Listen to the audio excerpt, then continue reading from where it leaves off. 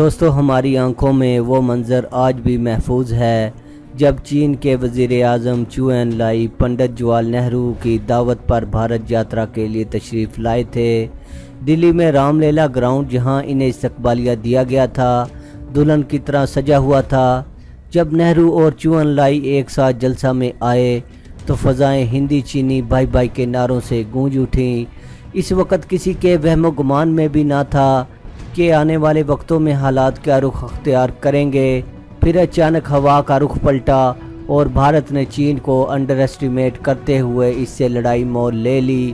یہ سودا بھارت کو مہنگا پڑا کیونکہ اس کے بے شمار فوجی لڑے بغیر برف میں دھنس کر جان سے ہاتھ دھو بیٹھے، جس سے بھارتی فوج کے حوصلے پست ہو گئے۔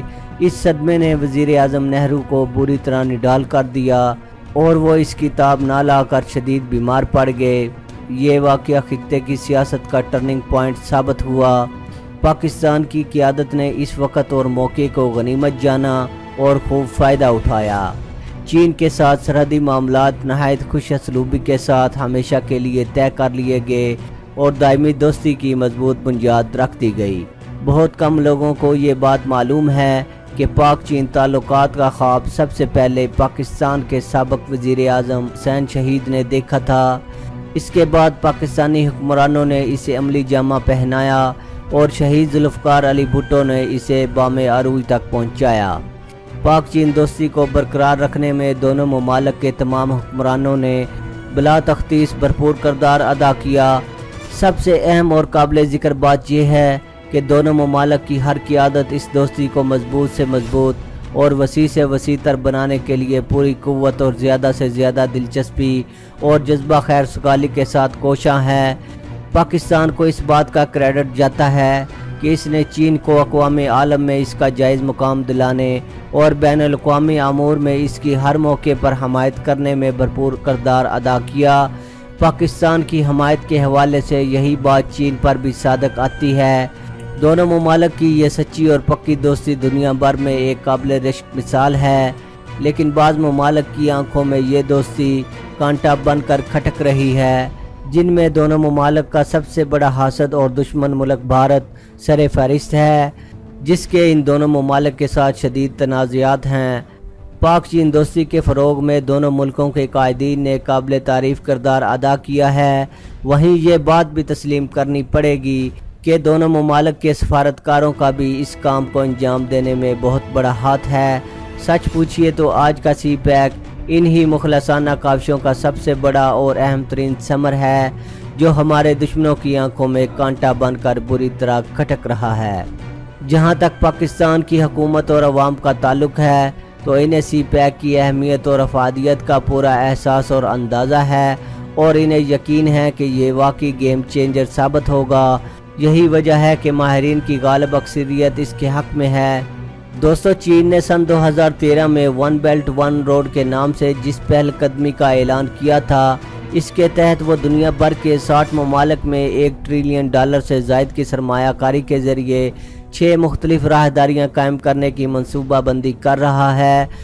دنیا کے دیگر ممالک میں چین کے اس اقدام کو پذیرائی کی نظر سے دیکھا گیا ہے، مگر چینی دوستوں کو اس بات پر حیرت ہے کہ پاک چین دوستی کے آزمائے ہوئے سابقہ ریکارڈ کے باوجود پاکستانی میڈیا بالخصوص سوشل میڈیا میں بعض حلقوں کی جانب سے منفی رویوں کا اظہار کیا جا رہا ہے، حالانکہ یہ حقیقت روز روشن کی طرح عیاں اور قطعی ناقابل تردید ہے کہ دونوں ممالک میں قیادت کی تبدیلی کا دونوں ملکوں کے اٹوٹ باہمی تعلقات میں کبھی بھی کوئی منفی اثر نہیں پڑا اور یہ تعلقات کسی بھی تبدیلی سے بالا تر رہے ہیں۔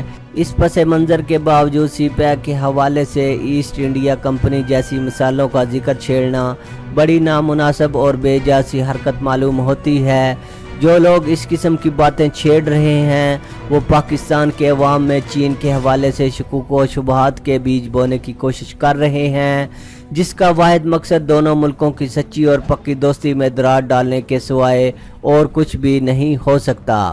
پاکستان کو توانائی کے بحران سے نجات دلانے کے لیے کوئی آگے نہیں بڑھا، لیکن اب جو ہی چین نے $35 بلین کی سرمایہ کاری کے لیے قدم اٹھایا ہے تو بعض حلقوں میں اس بارے میں سوالات اٹھائے جا رہے ہیں حالانکہ یہ اقدام بھی سابقہ انرجی پالیسی کا جزو ہے۔ اگر پاکستانی وسائل کا یہ استعمال چینیوں کے فائدے کی خاطر ہوتا تو اس طرح کی انگشت نمائی شاید جائز کہی جا سکتی تھی، لیکن ان حالات میں جب کہ اس کا فائدہ صرف اور صرف پاکستان کی صنعتوں اور گھریلو صارفین کو ہی ہوگا، اس قسم کے ناجائز اعتراض کا سر سے کوئی جواز ہی نہیں ہے۔ اس سرمایہ کاری سے نہ صرف لوڈ شیڈنگ کے عذاب سے ہمیشہ کے لیے نجات حاصل ہوگی بلکہ جی ڈی پی میں سالانہ 2% اضافہ بھی ہوگا۔ چین کی کمپنیاں مقررہ منصوبوں کو عملی جامہ پہنائیں گی، جن کے لیے چین کے سرکاری ملکیت والے بینک نرم اور آسان شرائط پر قرضوں کا بندوبست کریں گے۔ بعض صنعتیں چین اور پاکستانی کمپنیوں کی مشترکہ شراکت داری سے قائم کی جائیں گی، جن کا مقام گوادر کا آزاد اکنامک زون حاصل ہوگا، جس کے ثمرات سے صوبے کے عوام کی زندگی میں انقلاب برپا ہوگا۔